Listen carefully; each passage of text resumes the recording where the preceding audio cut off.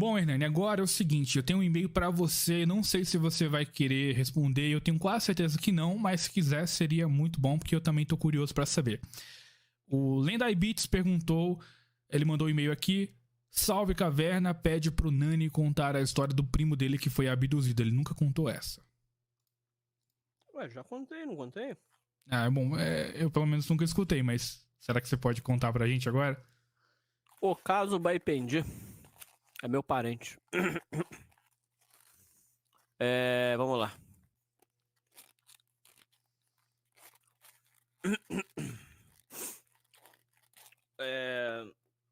Meu parente foi caçar onça. Aí foi caçar. Aí levou uma espingarda. Levou mais uns camaradas dele. Aí montou um embornal. Embornal, pra quem não sabe, na roça é um pano que você coloca ali a marmita, coloca uma fruta, leva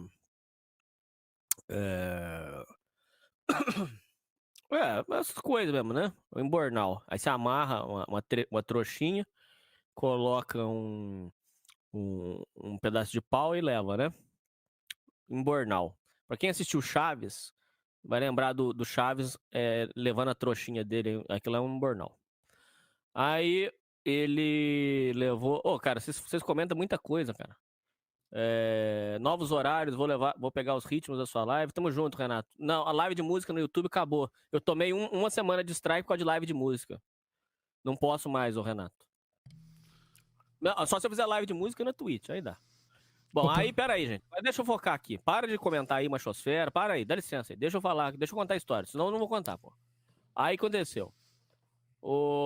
Aí ele levou em Bornal e foram caçar. Aí aconteceu. Ele saiu. Aí nisso, ele... toda essa história que eu tô narrando pra vocês, ele não conta. Se vocês forem lá e pedir pra ele contar, ele tem mágoa dessa história porque prejudicaram muito ele. E hoje esse homem tá totalmente surdo e ele só comunica com você lendo o seu lábio. Aí, hoje esse homem tá totalmente... Tanto é que uma vez o jornal foi, ficou na porta da casa dele esperando ele sair, ele não saiu. Aí aconteceu. Tanto é que uma vez ele foi caçar a onça. Aí, em dado momento, ele se perdeu da turma e viu uma luz muito forte. E aí ele disse que foi naquele momento em que ele foi captado. As marcas de onde a suposta nave fixou estavam no chão. Se eu não me engano, foram lá e inclusive recortaram o trecho da terra, recortaram, porque as marcas que ficaram presas ali, que ficaram no chão, não era uma coisa incomum para a época. A suposta nave desceu e prendeu os pés no chão.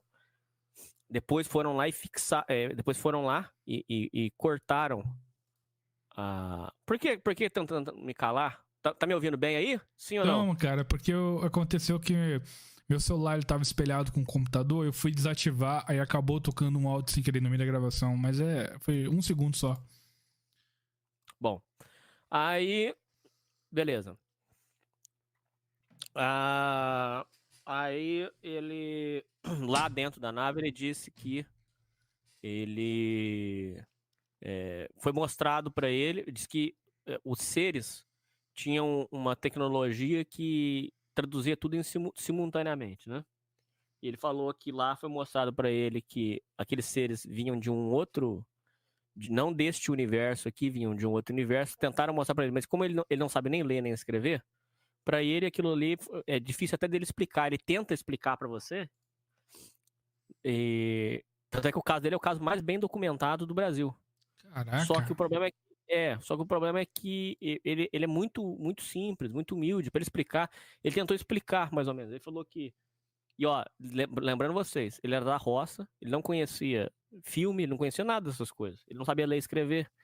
Então, assim, Ele tentou explicar que era naquela época ele tentou explicar que era um quadrado fino que parecia imagem. Quer dizer, naquela época ele já vislumbrou o que hoje é o LSD, o LCD, né? Naquela época. Isso é uma das coisas que chama atenção. Vão ter mais coisas. Então, naquela época, ele vislumbrou o que era o LCD.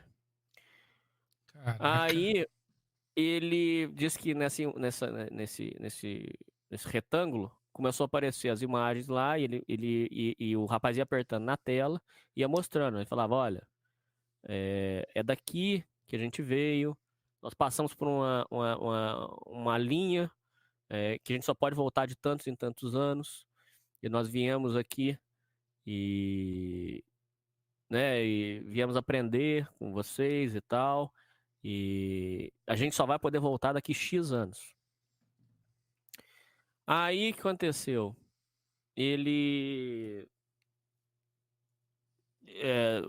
Os seres lá soltaram ele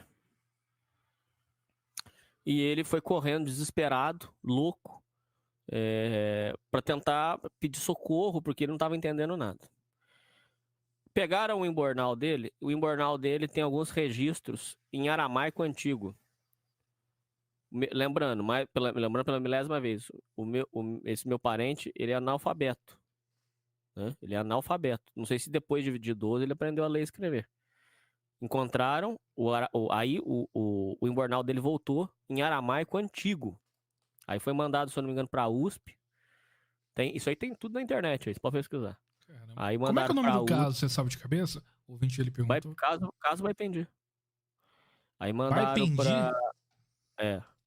Aí mandaram o embornal para a USP. O embornal tem algumas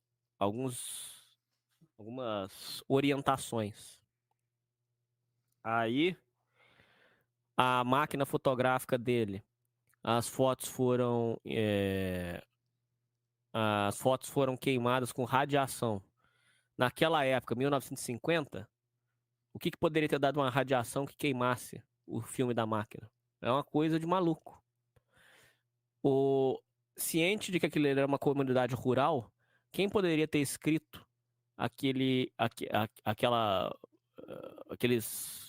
orientações em aramaico antigo? Esse embornal, inclusive, foi levado para um museu na França, mas eu já me atentei que não é o Museu do Louvre. Deve ser, imagino que seja algum museu de ufologia. O caso é o caso mais bem documentado, por quê? Porque os filmes foram queimados com radiação, voltou com esses escritos no embornal. O que mais? Aí ele disse que acabaram com a vida dele porque as pessoas achavam que ele queria ganhar algum benefício com isso. E ele, na verdade, ele queria só esquecer tudo isso. Ele disse que foi uma experiência muito traumatizante e impactou a vida dele pro resto da vida. E existe um boato que dizem que depois... supostamente, que quem encontra isso aí, depois tem problemas pro resto da vida, porque não tem paz, não encontra. O que dizia em aramaico antigo? Então, só joga aí que você vai ver o texto completo. Ele fala lá sobre... não vou lembrar, é muita coisa. O Diogo mandou R$5, muito obrigado, Diogo. Teoria da engenharia reversa. As tecnologias modernas são feitas com tecnologia de outro planeta. Não acredito nisso, mas tudo bem, sua opinião.